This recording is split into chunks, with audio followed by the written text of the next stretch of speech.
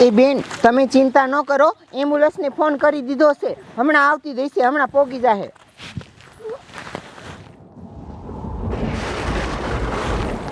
એ madam આમ જો તો આકાશમાં શું આવ્યું?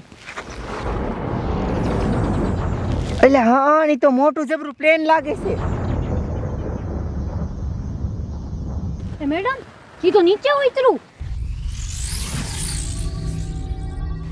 યા આમ તો જો એમાંથી બે રાક્ષસ જેવા ઉતર્યા.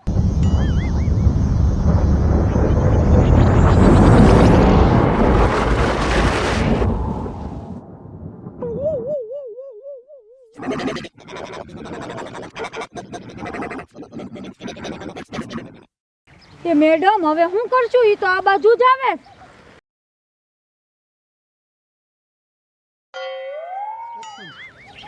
એટલે હા હાચન ઈ તો આ બાજુ જ આવ્યા. હવે શું કરશું? એ મેડમ હવે કઈક કરો. મેડમ ભાગો. ઓય ઓય શું કરો છો? ઓય એ મેડમ બચાવો મને. એ મૂકી દો એને. એ મેડમ બચાવો. એ પાયા જામા આપણને પકડી લે. એ મૂકી દો. એ મેડમ હવે હું કરશું? અને ઉપાડીને વઈ ગયા. એક કામ કરો, આપણે ગામના બોલાવી આવી. હાલો હાલો મેડમ હાલો. એ મને મૂકી દો, હું પ્રેગ્નેન્ટ છું, મને જવા દો.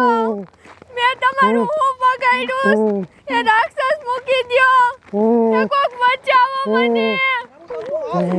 એ બચાવો. ત્યાં બઈને જાવ પડી જાય. હે તમારી માં ઉભોઈ રે.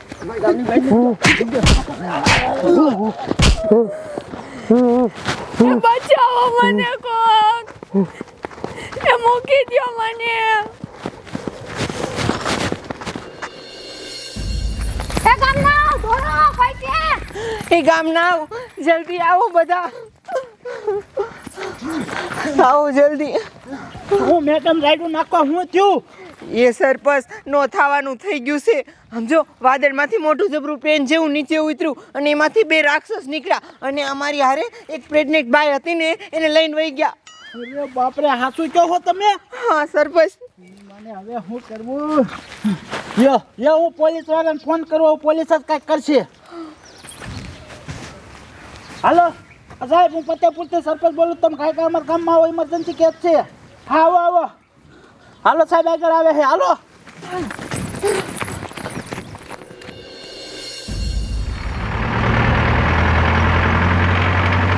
આ ગામ તો આવી ગયું પણ સરપંચ ક્યાં છે? શું ઇમરજન્સી કેસ છે? સરપંચ તો અહીંયા છે. શું સરપંચ થયું? અરે સાહેબ, મારે તમને શું કેવું? આ મેડમને પૂછો, બધી ખબર છે. આ તો ડોક્ટર સાહેબ. હે શું થયું ડોક્ટર સાહેબ? એ સાહેબ સમજો અમે છે ને પ્રેગ્નેન્ટ બાઈને લઈને હાલા જતા હતા દવાખાને. તે વાદળમાંથી મોટું જબરું બલૂન જેવું નીચે ઉતર્યું અને એમાંથી તો બે રાક્ષસ જેવા આવ્યા અને છે ને એ પ્રેગ્નેન્ટ બાઈને લઈને વહી ગયા. હા મોટું જબરું બલૂન હા ગોળ ગોળ હતું. હા પ્લેન હતું અસલ. બલૂન નતું, પ્લેન નતું. એ એલિયન ની શિપ હતી અને મેં ઉતર્યા નહીં. રાક્ષસ નતા, એલિયન હતા. એટલે ડોક્ટર ને નહીં ખબર પડતી હોય. બોલા એલિયન નતા આવવાના. હા એ આવી ગયા છે અને આ ગામમાં આવ્યા છે.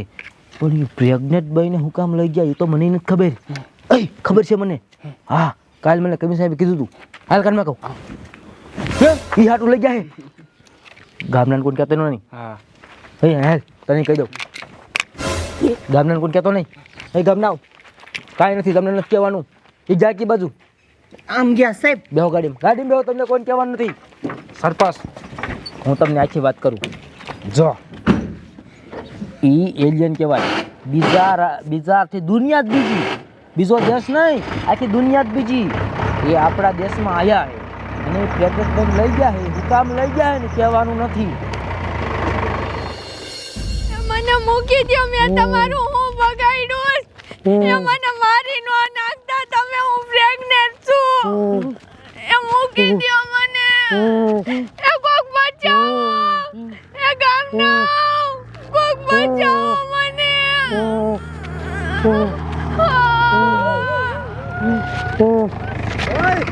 તમારી મને એલિયન મૂકી દો. બાઈને મૂકી દો.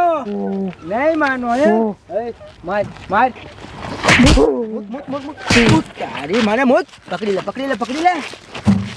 અમને કાંઈ થયું નથી ને ના ના તમે ટાઈમે આવી ગયા તો વાંધો નહીં ટાઈમે તો આવી જ જાવી ને હા હે તમારી માને આમ ઉપર કોને હાથ પાડતા હે લે એના માણસોને હાથ પાડતા એ કે શીપ લઈને આવો બહેન પકડી લીધી તમારી માને એ બધું તો ઠીક પણ આ પ્રેગ્નેન્ટ બહેને શું કામ ઉઠાવીને જતા હે લે લે લે સમજો કાંઈ સમજો એ એમ કહેશે કે મારા છોકરા નતા હું વાંજ્યો હતો પછી અહીંયા બધા મને મેણા મારતા હતા એટલે કે આ દુનિયામાં આવ્યો અને છોકરું પરબારું લેવા આવ્યો તારી માને વાંચ્યા આગળ પરબારા છોકરા ઉપાડવાના હે પરબારા ઉપાડવાના પરબારા હે યાર હવે આવી ગયા હે ને તો ભલે આવી ગયા હોય જવા નથી દેવા હો આપણે રિસર્ચ કરવાની ખબર હે ને એટલે જેલમાં હાલો ગામના આવ જાઓ તમે ઘેરે લે તારા માણસો બોલાવે છે મદદ માટે હે લે આવશે કોઈ આમ ઉપર આમ કોઈ નહીં તારો બાપ અમારી દુનિયા કોઈ નો આવે હાલ જેલમાં જઈને ખોપડી ખોલીને રિસર્ચ કરવું હાલ મારો દીકરો વાંજ્યો હરામ ખાય એના લુગડા તો જોઈ નહીં મને